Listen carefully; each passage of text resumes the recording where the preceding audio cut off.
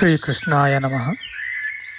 ವಸುದೇವಸುತಂ ದೇವಂ ಕಂಸಚಾಣೂರಮರ್ದನಂ ದೇವಕೀ ಪರಮಾನಂದಂ ಕೃಷ್ಣಂ ವಂದೇ ಜಗದ್ಗುರುಂ. ಬ್ರಹ್ಮಸ್ಥಾನ ಸರೋಜಮಧ್ಯವಿಲಸತ್ ಚೀತಾಂಶುಪೀಠಸ್ಥಿತಂ ಸ್ಫೂರ್ಜತ್ಸೂರ್ಯರುಚಿಂ ವರಾಭಯಕರಂ ಕರ್ಪೂರಕುಂದೋಜ್ವಲಂ ಶ್ವೇತಸ್ರಗ್ವಸನಾನುಲೇಪನಯುತಂ ವಿದ್ಯುದೃಚಾ ಕಾಂತಯ ಸಂಶ್ಲಿಷ್ಟಾರ್ಧತನುಂ ಪ್ರಸನ್ನವದನಂ ವಂದೇ ಗುರುಂ ಸಾದರಂ. ಶ್ರೀಗುರುಭ್ಯೋ ನಮಃ. ಲಂಬೋದರಂ ಪರಮಸುಂದರಮೇಕದಂತಂ ರಕ್ತಾಂಬರಂ ತ್ರಿನಯನಂ ಪರಮಂ ಪವಿತ್ರಂ ಉದ್ಯದ್ದಿವಾಕರ ಕರೋಜ್ವಲಕಾಯಕಾಂತಂ ವಿಘ್ನೇಶ್ವರಂ ಸಕಲವಿಘ್ನಹರಂ ನಮಾಮಿ. ತ್ವಾಂ ದೇವ ವಿಘ್ನದಲನೇತಿ ಚ ಸುಂದರೇತಿ ಭಕ್ತಿಪ್ರಿಯೇತಿ ಸುಖದೇತಿ ಫಲಪ್ರದೇತಿ ವಿದ್ಯಾಪ್ರದೇತ್ಯಗಹರೇತಿ ಚ ಯೇ ಸ್ತುವಂತಿ ತೇಭ್ಯೋ ಗಣೇಶವರದೋ ಭವ ನಿತ್ಯಮೇವ. ಶ್ರೀ ಮಹಾಗಣಪತಯೇ ನಮಃ. ಯಾ ಕುಂದೇಂದು ತುಷಾರಹಾರಧವಳ ಯಾ ಶುಭ್ರ ವಸ್ತ್ರಾವೃತ ಯಾ ವೀಣಾ ವರದಂಡಮಂಡಿತಕರ ಯಾ ಶ್ವೇತ ಪದ್ಮಾಸನ ಯಾ ಬ್ರಹ್ಮಾಚ್ಯುತ ಶಂಕರ ಪ್ರಭೃತಿಭಿಃ ದೇವೈಃ ಸದಾ ವಂದಿತಾ ಸಾ ಮಾಂ ಪಾತು ಸರಸ್ವತೀ ಭಗವತಿ ನಿಶ್ಶೇಷ ಜಾಡ್ಯಾಪಃ. ಶ್ರೀ ಸರಸ್ವತ್ಯೇ ನಮಃ. ವೇದಾರ್ಥತತ್ವವಿಶದೀಕರಣೇನ ಪುಂಸಾಂ ಉಚ್ಚೈರ್ಗತಿಂ ಜಗತಿಯೋ ದಯಾಯ ವಿಧಾತುಂ ರಮ್ಯಾಂ ಪುರಾಣಪದವೀಂ ಪ್ರಣಿನಾಯ ತಸ್ಮೈ ಲೋಕೇಶವೈಭವಪುಷೇ ಋಷಯೇ ನಮಸ್ತಾತ್. ತಸ್ಮೈ ವ್ಯಾಸಾಯ ಮುನಯೇ ಸರ್ವಜ್ಞಾಯ ಮಹರ್ಷಯೇ ಪರಾಶರ್ಯಾಯ ಶಾಂತಾಯ ನಮೋ ನಾರಾಯಣಾತ್ಮನೆ. ಶ್ರೀ ವ್ಯಾಸಾಯ ನಮಃ.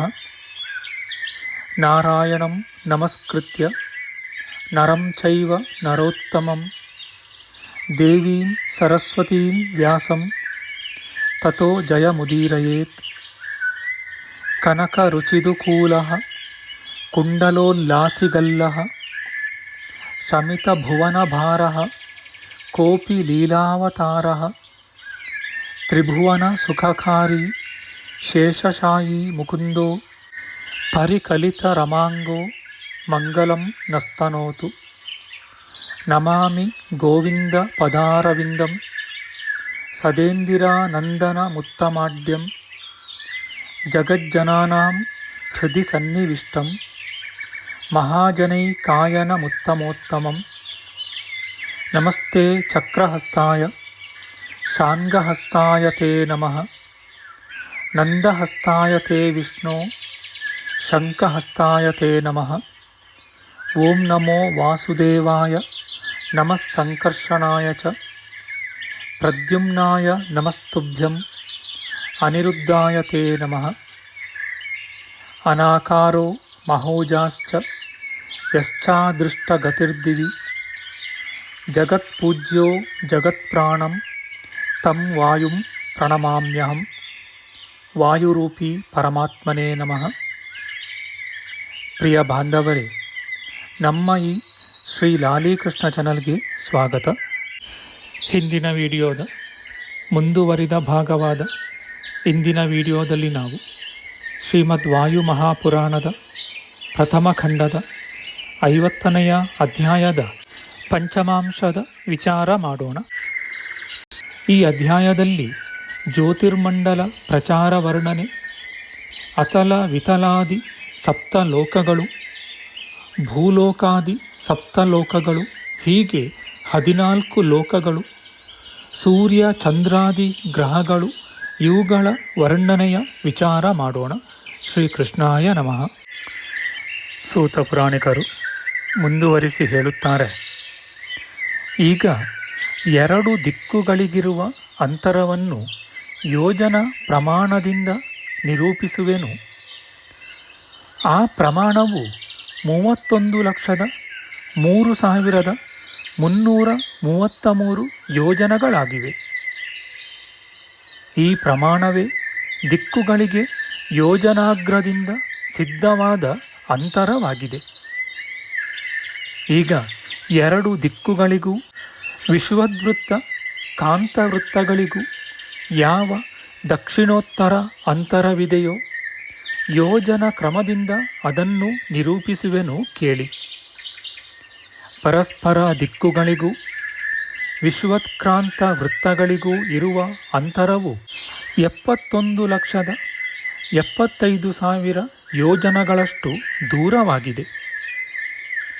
ಸೂರ್ಯನು ಉತ್ತರಾಯಣದಲ್ಲಿ ಉಭಯ ದಿಕ್ಕುಗಳು ವಿಷುವದ್ವೃತ್ತ ಕ್ರಾಂತ ವೃತ್ತಗಳು ಇವುಗಳ ಹೊರಗೂ ಮತ್ತು ಒಳಗೂ ಮಂಡಲಾಕಾರವಾಗಿ ಸಂಚರಿಸುವನು. ಸೂರ್ಯನು ದಕ್ಷಿಣದ ಹೊರಭಾಗದಲ್ಲಿ ಕ್ರಮವಾಗಿ 800 ಸುತ್ತನ್ನು ಸತತವಾಗಿಯೂ ಮಂಡಲಾಕಾರವಾಗಿಯೂ ತಿರುಗುವನೆಂದು ತಿಳಿಯಬೇಕು. ಸೂರ್ಯನು ದಕ್ಷಿಣಾಯನದಲ್ಲಿಯೂ ಕೂಡ ಅಷ್ಟೇ ಮಂಡಲಾಕಾರ ಪ್ರಮಾಣದಲ್ಲಿ ಸಂಚರಿಸುವನು. ಅವನು ಸುತ್ತುವ ಯೋಜನ ಪ್ರಮಾಣವನ್ನು ತಿಳಿಸುವೆನು ಕೇಳಿ. ಸೂರ್ಯನು 21,200 ಯೋಜನಗಳಷ್ಟು ಸಂಚರಿಸುವನೆಂದು ಸಂಕ್ಷೇಪವಾಗಿ ತಿಳಿಯಬಹುದು. ದಿಕ್ಕುಗಳು ವೃತ್ತಗಳ ಮಂಡಲವು 21,000 ಯೋಜನ ವಿಸ್ತಾರವಾಗಿದೆ. ಇನ್ನೂ ಸ್ವಲ್ಪ ಅಧಿಕವೂ ಆಗಿದೆಯೆಂದು ತಿಳಿಯಬೇಕು. ಈ ಮಂಡಲಾಕಾರವಾದ ಪ್ರಮಾಣವನ್ನು ಯೋಜನಗಳಿಂದ ತಿಳಿಸಿರುತ್ತದೆ. ಮಂಡಲದ ಸುತ್ತಳತೆಯೂ ಅಡ್ಡಳತೆಯೂ ಸಹ ಈ ರೀತಿಯಾಗಿದೆ ಎಂದು ತಿಳಿಯಬೇಕು. ಸೂರ್ಯನು ಪ್ರತಿನಿತ್ಯವೂ ಅವನ್ನು ಮಂಡಲಾಕಾರವಾಗಿ ತಿರುಗುವನು. ಕುಂಬಾರನ ಚಕ್ರದ ಅಂಚು ಎಂದರೆ ಅದರ ತುದಿಯ ಭಾಗವು ತಿರುಗುತ್ತಾ ಬೇಗನೆ ಹೇಗೆ ಸಮೀಪಕ್ಕೆ ಬರುತ್ತದೆಯೋ ಅದರಂತೆ ದಕ್ಷಿಣ ದಿಕ್ಕಿಗೆ ಹೋದಂತಹ ಸೂರ್ಯನು ಬೇಗನೆ ಹಿಂತಿರುಗಿ ಬರುವನು. ಆದುದರಿಂದ ಸೂರ್ಯನು ಅಲ್ಪಕಾಲದಲ್ಲಿಯೇ ಉತ್ತಮವಾದ ಭೂಮಿಯನ್ನು ಹೊಂದುವನು. ಸೂರ್ಯನು 12 ಮುಹೂರ್ತಗಳಲ್ಲಿಯೇ ದಕ್ಷಿಣದಿಂದ ಉತ್ತರಕ್ಕೂ ಉತ್ತರದಿಂದ ದಕ್ಷಿಣಕ್ಕೂ ಶೀಘ್ರವಾಗಿಯೇ ತಿರುಗಿ ಬರುವನು. ರವಿಯು ಹಗಲಲ್ಲಿ 13 ನಕ್ಷತ್ರಗಳ ಪರ್ಯಂತವಾಗಿ ಸಂಚರಿಸುತ್ತಾನೆ. ರಾತ್ರಿಯ ವೇಳೆಯಲ್ಲಿ 18 ಮುಹೂರ್ತಗಳಲ್ಲಿ ಉಳಿದ 13 ನಕ್ಷತ್ರಗಳವರೆಗೂ ಸಂಚರಿಸುವನು. ಕುಂಬಾರನ ಚಕ್ರವು ವೇಗವಾಗಿ ತಿರುಗಿದರೂ ಕೂಡ ಚಕ್ರದ ಮಧ್ಯಭಾಗವು ಮಾತ್ರ ನಿಧಾನವಾಗಿಯೇ ಚಲಿಸುವುದು. ಅದರಂತೆ ಉತ್ತರಾಯಣದಲ್ಲಿ ಅಲ್ಪ ಪರಿಕ್ರಮಿಯಾಗಿ ಮೆಲ್ಲಗೆ ಸಂಚರಿಸುವನು. ಸೂರ್ಯನು 13 ನಕ್ಷತ್ರಗಳವರೆಗೂ ದೀರ್ಘಕಾಲದಿಂದ ಅಲ್ಪ ಭೂಮಿಯನ್ನು ಮೆಲ್ಲಗೆ ಸಂಚರಿಸುವನು. ಉತ್ತರಾಯಣದಲ್ಲಿ ಮಂದಗಾಮಿಯಾಗುವನು. ಉತ್ತರಾಯಣದಲ್ಲಿ ಸೂರ್ಯನು ಮಂದ ಪರಾಕ್ರಮಿಯಾಗಿ 18 ಮುಹೂರ್ತಗಳವರೆಗೂ ಪೂರ್ವದಿಂದ ಪಶ್ಚಿಮಕ್ಕೆ ಹಗಲಲ್ಲಿ ನಿಧಾನವಾಗಿ ಸಂಚರಿಸುವನು. ಉತ್ತರಾಯಣದಲ್ಲಿ ಅಹಸ್ಸು ಜಾಸ್ತಿಯಾಗಿರುವುದು. ಅದರಂತೆ ದಕ್ಷಿಣಾಯಣದ ರಾತ್ರಿಯ ಕಾಲದಲ್ಲಿ 13 ನಕ್ಷತ್ರಗಳವರೆಗೂ 18 ಮುಹೂರ್ತಗಳು ನಿಧಾನವಾಗಿ ಸೂರ್ಯನು ಸಂಚರಿಸುವನು. ಚಕ್ರದ ಅಂಚು ಮತ್ತು ಮಧ್ಯಭಾಗ ಇವು ಎರಡರಿಗಿಂತಲೂ ಚಕ್ರದ ಮಧ್ಯದಲ್ಲಿರುವ ಮಣ್ಣಿನ ಮುದ್ದೆಯು ಹೇಗೆ ಮೆಲ್ಲನೆ ಸುತ್ತುವುದೋ ಅದರಂತೆಯೇ ಧ್ರುವಗತಿಯು ನಿಧಾನವಾಗಿರುವುದು. ಧ್ರುವನು ಅಹೋರಾತ್ರಿಗಳೆರಡರಲ್ಲಿಯೂ 30 ಗಳಿಗೆಗಳವರೆಗೂ ಸಂಚರಿಸುವನು. ಉಭಯ ದಿಕ್ಕುಗಳ ಮಧ್ಯದಲ್ಲಿ ಮಂಡಲಾಕಾರವಾಗಿ ಸಂಚರಿಸುವನು. ಕುಂಬಾರನ ಚಕ್ರದ ನಾಭಿದೇಶವು ರಂಧ್ರಭಾಗವು ಅಲ್ಲಿಯೇ ಇದ್ದು ಹೇಗೆ ನಿಧಾನವಾಗಿ ಚಲಿಸುವುದೋ ಅದರಂತೆ ಜ್ಯೋತಿರ್ಗಣಗಳ ಮಧ್ಯಗತನಾದ ಧ್ರುವನು ತಾನಿದ್ದ ಜಾಗದಲ್ಲಿಯೇ ಮೆಲ್ಲನೆ ಸಂಚರಿಸುವನು. ಉಭಯ ದಿಕ್ಕುಗಳ ಮಧ್ಯಭಾಗದಲ್ಲಿ ಮಂಡಲಾಕಾರವಾಗಿ ಸಂಚರಿಸುವ ಸೂರ್ಯನ ಗತಿಯು ಹಗಲಲ್ಲಿ ಮಂದವಾಗಿಯೂ ರಾತ್ರಿಯಲ್ಲಿ ಶೀಘ್ರವಾಗಿಯೂ ಇರುತ್ತದೆ. ಅದರ ಹಾಗೆಯೇ ಉತ್ತರಾಯಣದಲ್ಲಿ ಸಂಚರಿಸುವ ಚಂದ್ರನ ಸಂಚಾರವು ಸೂರ್ಯನ ಹಾಗೆಯೇ ಹಗಲಿನಲ್ಲಿ ಮಂದವಾಗಿಯೂ ರಾತ್ರಿಯಲ್ಲಿ ಶೀಘ್ರವಾಗಿಯೂ ಇರುತ್ತದೆ. ದಕ್ಷಿಣಾಯನದಲ್ಲಿ ದಕ್ಷಿಣ ದಿಕ್ಕಿನಲ್ಲಿ ಸಂಚರಿಸುವ ಸೂರ್ಯನ ಗತಿಯು ಹಗಲಿನಲ್ಲಿ ಬಹಳ ವೇಗವಾಗಿಯೂ ರಾತ್ರಿಯ ಕಾಲದಲ್ಲಿ ನಿಧಾನವಾಗಿಯೂ ಇರುತ್ತದೆ ಎಂದು ಕಾಲಜ್ಞರು ಹೇಳುವರು.